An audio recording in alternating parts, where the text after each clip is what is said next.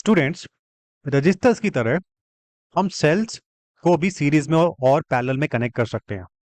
तो आज के इस वीडियो में हम सीखेंगे कि किस तरीके से सेल्स को सीरीज में कनेक्ट किया जाता है और उस केस में उनकी टोटल ईएमएफ कितनी होती है, इंटरनल रेजिस्टेंस कितना होता है और वोल्टेज अक्रॉस द टर्मिनल। जब दो तीन या चार सेल्स सीरीज में कनेक्ट करते हैं तो वोल्टेज अक्रॉस द टर्मिनल क्या होती है। चलिए ये सीखते हैं। दो केस लेके चलते हैं। इसमें हमारे पास दो सेल हैं जिसका ईएमएफ E1 है और एक का E2 है। ये दोनों हमने सीरीज में कनेक्ट किए हुए हैं। Series, what I mean to say, ये पॉजिटिव है, ये नेगेटिव। एक का negative is connected to the positive of another. तो इस तरीके से the negative of one cell is connected to the positive of another, उसको सीरीज कॉम्बिनेशन बोलते हैं। और इनका इंटरनल रेजिस्टेंस, जो सेल वन है जिसका ईएमएफ E1 है, उसका इंटरनल रेजिस्टेंस R1 है। दूसरा सेल E2 है, उसका इंटरनल रेजिस्टेंस R2 है। अब ये दोनों सीरीज में कनेक्टेड है, तो इस केस में इनका इंटरनल रेजिस्टेंस क्या होगा? Voltage across the terminal. Terminal मतलब टर्मिनल ए और टर्मिनल सी के बीच में क्या वोल्टेज होगी, ये हम पता लगाते हैं। और टोटल ईएमएफ क्या होगा वो भी पता लगाते हैं। अच्छा स्टूडेंट्स, मैंने ईएमएफ, टर्मिनल वोल्टेज और internal resistance of a cell, इनके बीच में क्या रिलेशनशिप है, इसका वीडियो मैंने लास्ट टाइम बनाया था। अगर आपको उसके बारे में समझना है, सारा बेसिक समझना है, तो आप you can check out the video. However, मैं यहाँ पे बता सकता हूँ कि जो ईएमएफ होता है किसी भी सेल का, वो अगर let's say voltage across the cell, it is calculated as EMF minus the heat energy lost in the cell, where small r is the internal resistance of the cell। तो जो voltage across the cell होती है वो हमेशा less होती है EMF of the cell. Detail में अगर आप जानना चाहते हो तो you can check out my previous video. अब यहाँ पे देखते हैं, दो सेल्स जिसका ईएमएफ E1 है और E2 है, वो आपस में सीरीज में कनेक्टेड है। अब हमें पता लगाना है voltage across terminal A and C क्या होगी, उसको पता लगाएंगे। तो सबसे पहले स्टेप बाय स्टेप चलते हैं। पहले मैं पता लगाता हूं voltage across terminal A and terminal B. उसको कैसे लिख सकते हैं? वी ए बी, कुछ इस तरीके से लिख सकते हैं। तो इस केस में जो वोल्टेज होगी, जो ईएमएफ है सेल का, दैट इज E1 माइनस, अगर मानते हैं करंट आई फ्लो कर रहा है इस पूरे सर्किट में, जो कि ये जो कॉन्फ़िगरेशन है जिसमें E1 और E2 सीरीज में है, उसमें करंट आई फ्लो कर रहा है।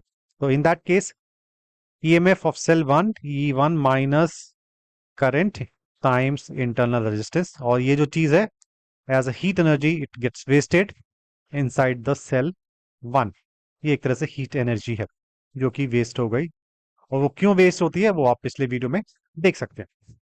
सो this is the voltage across terminal A and B. अब आगे बढ़ते हैं।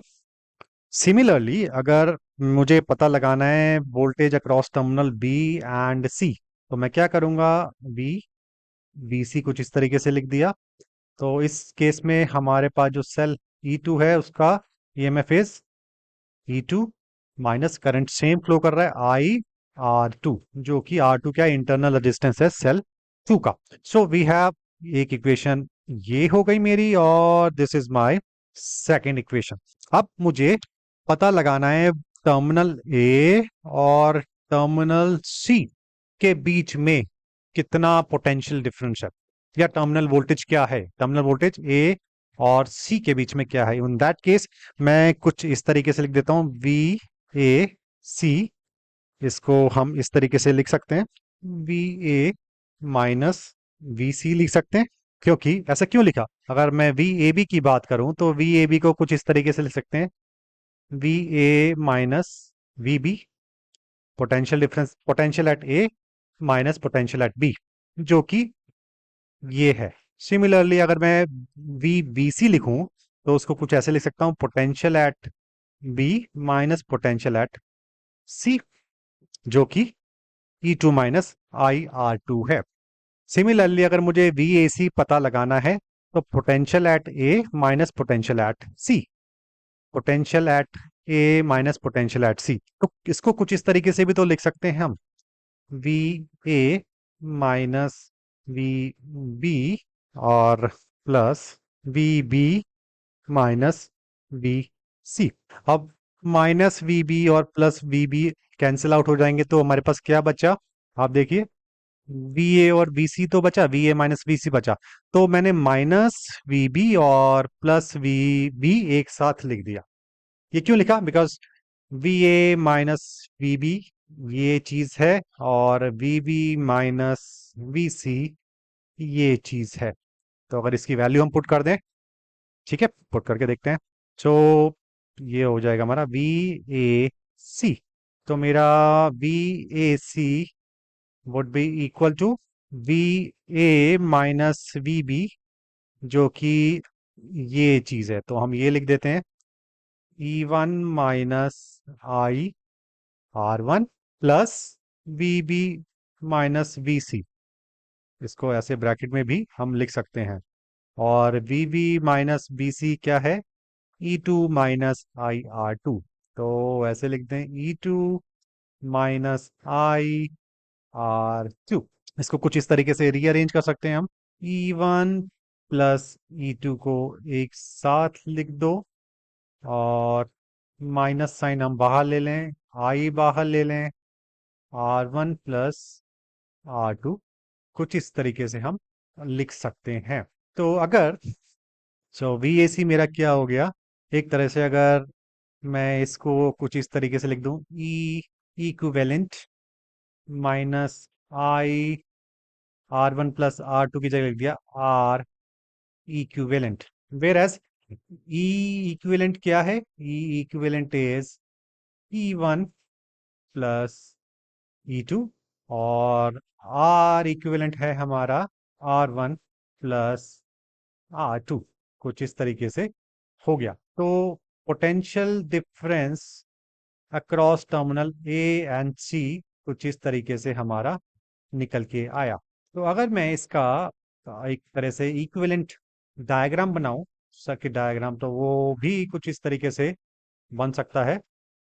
अगर ये लेट्स से ऐसे हमने लिख दिया, तो ये टर्मिनल ए हो गया, और ये टर्मिनल मेरा सी हो गया। तो इसके बीच में हमने कुछ ऐसे बना दिया, और कुछ ऐसे कर दिया, और ये जो मेरा हो गया ई इक्विवेलेंट हो गया। करंट का फ्लो इस तरीके से है, और ये करंट फ्लो कर रहा है, और इसका इंटरनल रेजिस्टेंस हो गया आर ई क्यू। और आर ई क्यू क्या है? R one plus R two है। और ई इक्विवेलेंट क्या है? E one plus E two है। सो इन दैट केस, तो हमने क्या कंक्लूड किया? जब भी सेल सीरीज में लगेंगे, मतलब कि एक का नेगेटिव दूसरे के पॉजिटिव के साथ कनेक्ट होगा, एक का नेगेटिव दूसरे के पॉजिटिव के साथ कनेक्ट होगा, तो उस केस में जो पोटेंशियल डिफरेंस आएगा अक्रॉस टू एंड टर्मिनल्स, वो क्या निकल के आएगा? सम ऑफ देयर ईएमएफ्स, और माइनस आई जो करंट फ्लो होगा, सम ऑफ देयर इंटरनल रेजिस्टेंस। उसी तरह अगर मैं जितने भी सेल सीरीज में कनेक्ट करूंगा, तो जो ई इक्विवेलेंट निकल के आएगा, उन सब ईएमएफ को हम जोड़ते चले जाएंगे, और जो इंटरनल रेजिस्टेंस होगा उन सब सेल्स का आपस में जुड़ता चला जाएगा। So this is how we connect cells in series. Thank you.